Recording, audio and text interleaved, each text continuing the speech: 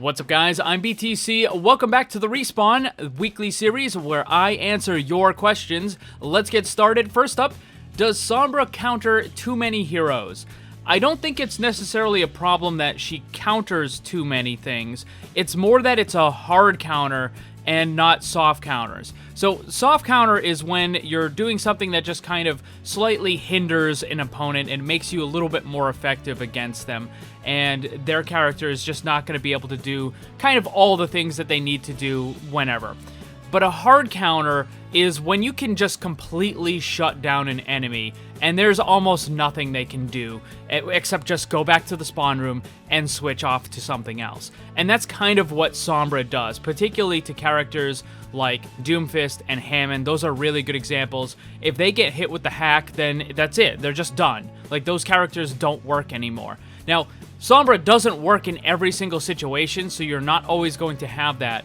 But I do think that Blizzard needs to move away from having these really super hard counters and more towards the soft counter situation. Next question, who do you think would win in a fight, goats or double barrier? The answer is neither. If we didn't have roll queue and you could just have whatever you wanted, we would probably have triple barrier right now, which would be an Irisa, a Sigma, and a Reinhardt all sitting on a capture point defending a Bastion who is being damage boosted by Mercy. That is pretty much what every defensive comp would look like, and it would not be fun in any way, shape, form, or fashion.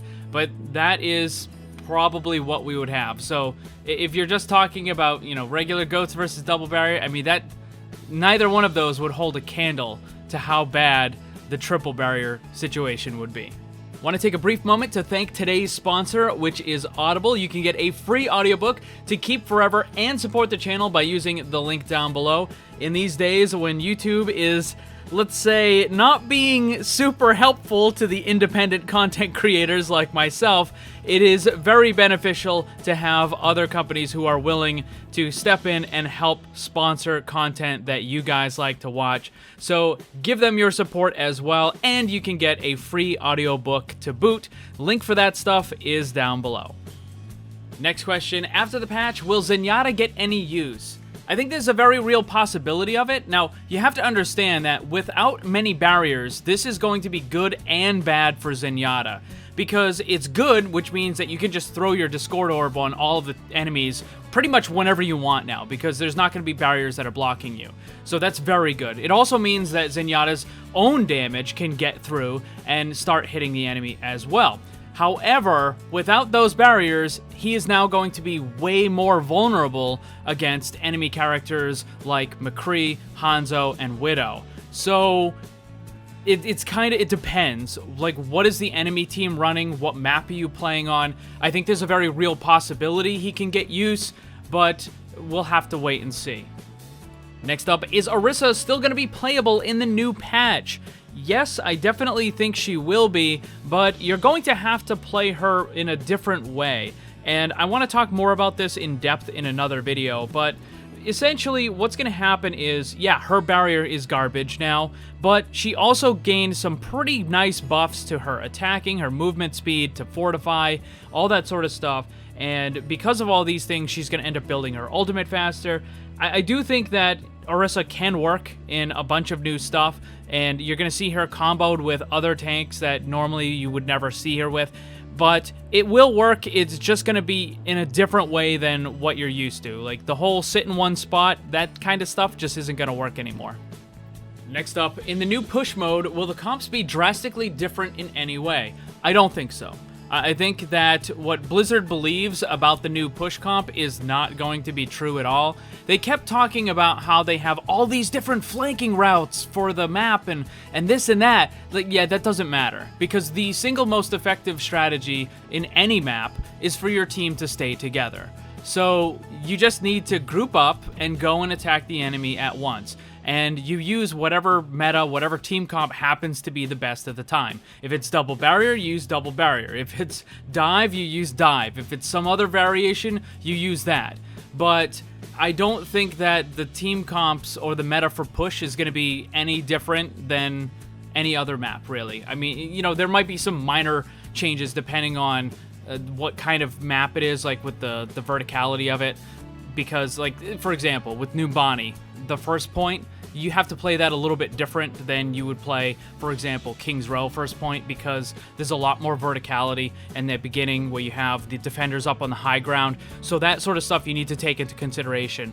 But as far as just like drastically changing the team comps, no, that's the flanking routes are meaningless, pretty much. So just play whatever happens to be the best at the time. Kind of a good follow-up question. Do you think people should always follow meta or not? Short answer is not really, but it's a little more complicated than that. If you're in the upper bracket, we're talking Diamond Master GM, then not playing the meta is going to definitively put your team at a disadvantage, because that's, you know, the most effective thing in the game right now, and those players are able to work at a level of coordination to make it even better. Now, if you're in the lower bracket, the meta doesn't necessarily matter all that much. We're talking bronze through plat.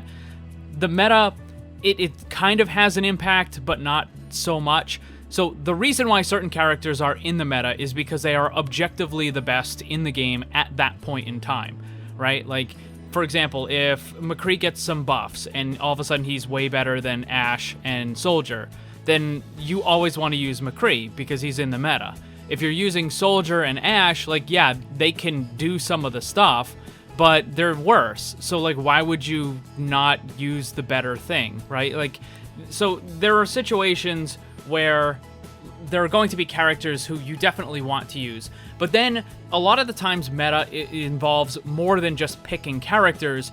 It's about using specific strategies and doing certain things during the match that require cooperation, coordination among your team. And if some of your team are not doing what they're supposed to be doing, or if they're playing other characters, then you strictly adhering to the meta is not going to help you, right? Like, if your team is running some version of dive and you're still insisting on playing bunker, you're not going to be remotely as effective as if you were to just switch off and play something that works with dive, right? So there are times when playing the meta is definitely going to be beneficial, and there are other times when, like, okay, it's just not going to work, so let's just try to pick the character that is going to be the most effective in this particular situation. Next up, wouldn't recent shield changes make double shield more mandatory? I've talked about this in some of my other videos, and this would absolutely be correct. This would be the case if we were talking about minor nerfs, right? Like, if they had only nerfed Sigma, maybe his shield regen or maybe his total health on the shield by a little bit, okay, then yes, that would have made double barrier more mandatory in order to compensate for the weakening of one of the individual characters.